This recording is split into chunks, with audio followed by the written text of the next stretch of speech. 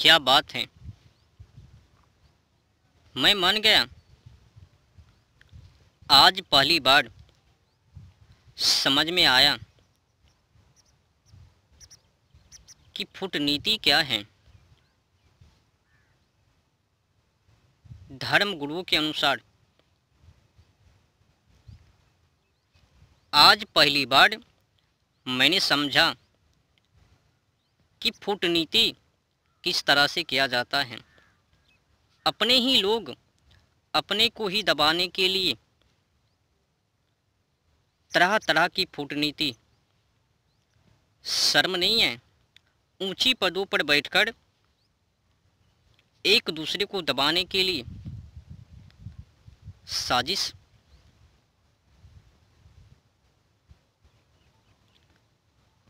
अपनी बड़ाई व सम्मान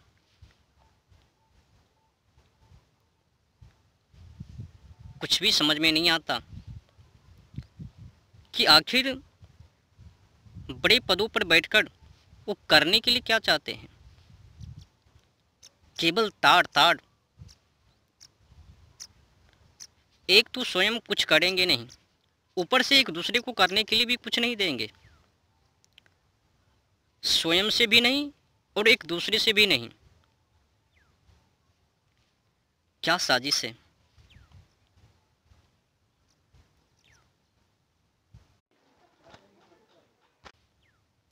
अगर कोई युवा 28 वर्ष की इस संकल्प लिया है कि मैं दम तभी तोड़ूंगा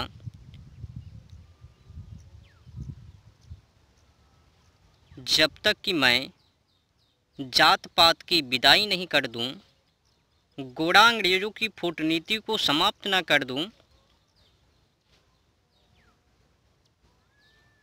पर धर्म गुरुओं को हो क्या गया है। खिलाफ चल रहे हैं। आज जिस तरह से सनातनी हिंदू एकता पद यात्रा 28 वर्ष के युवा ने निकाला, वो तो कब के कर देनी चाहिए। पर छोड़ो, कल नहीं तो सही आज तो।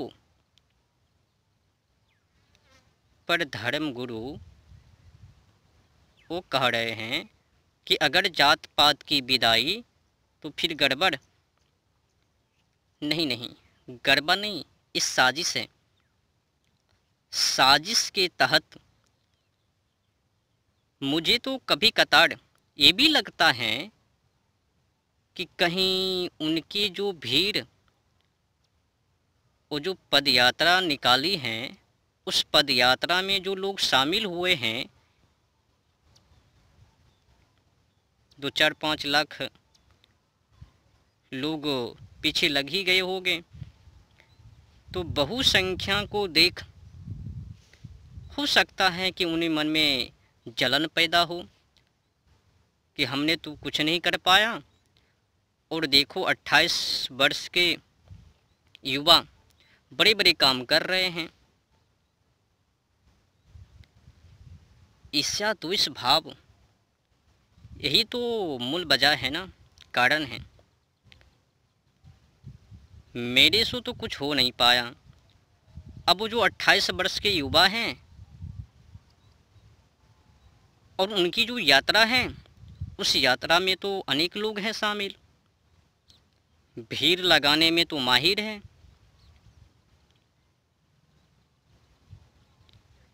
समझ में नहीं आता, बड़े पदों पर बैठकर वो ये कह रहे हैं कि वो जो 28 वर्ष के युवा हैं, वो जो जात पात की विदाई कर रहे हैं, वो अनर्थ हैं। कैसे अनर्थ हैं।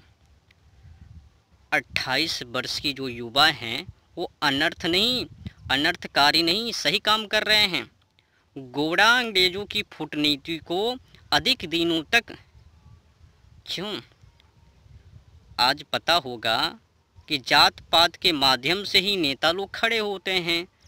जात पात करते करते धर्म को गाली भी दे देते हैं। कभी बीमारी बता देते हैं, कभी मलेरिया बता देते, कभी कुछ भी बोल देते हैं नेता लोग। तो सबसे बेहतर भलाई जात पात को ही समाप्त किया जाए, तब कौन सी बीमारी नेता लोग उत्पन्न करें। पर वो जो बड़े पदों पर बैठे हुए धर्मगुरु हैं, अभी तक उसने तो बांग्लादेश पर कुछ तो बोला नहीं। बांग्लादेश में हिंदुओं के साथ क्या सब बुरा बर्ताव हो रहा है, उस पर भी नहीं बोला। बांग्लादेश में साधु संतों के साथ, मंदिरों के साथ, हिंदू माँ बहनों के साथ जो अत्याचार, हिंदू मात बहनों को बलात्कार किया जा रहा है, उस पर भी वो बड़े पदों पर बैठे हुए धर्मगुरु कुछ नहीं बोला। पर 28 वर्ष के युवा ने जो बड़े काम कर दिखलाया, उस पर ज़रूर उनके खिलाफ जरूर बोलती है। और ये जो एशिया का सबसे बड़ा बूचर खाना अपने देश में मुंबई देवनार, और देश का सबसे बड़ा कसाई खाना